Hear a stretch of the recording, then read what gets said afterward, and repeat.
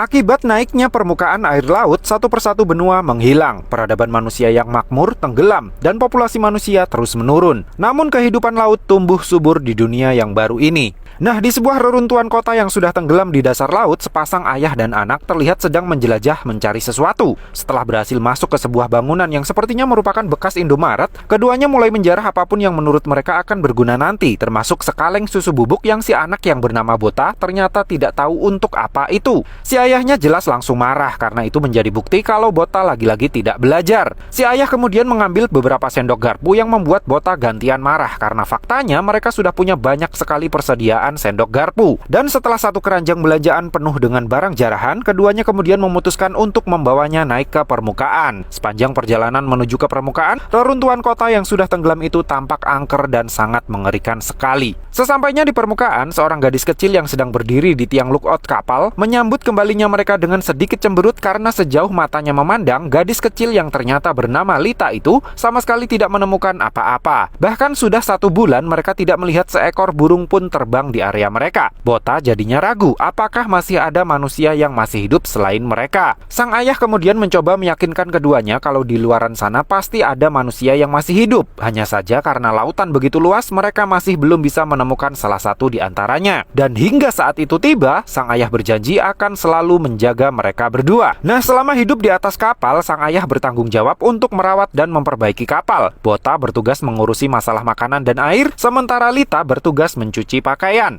Lalu sejak setahun yang lalu, Bota mulai diajari menyelam untuk mencari ikan. Dan di tahun ini, dia sudah diperbolehkan ikut menjelajah reruntuhan. Setiap matahari mulai tenggelam, ada satu aturan wajib yang harus mereka lakukan, yaitu segera masuk dan bersembunyi di dalam kapal dalam kondisi diam diselimuti ketakutan. Karena di malam hari adalah waktu di mana para monster lautan berkeliaran berburu mencari mangsa.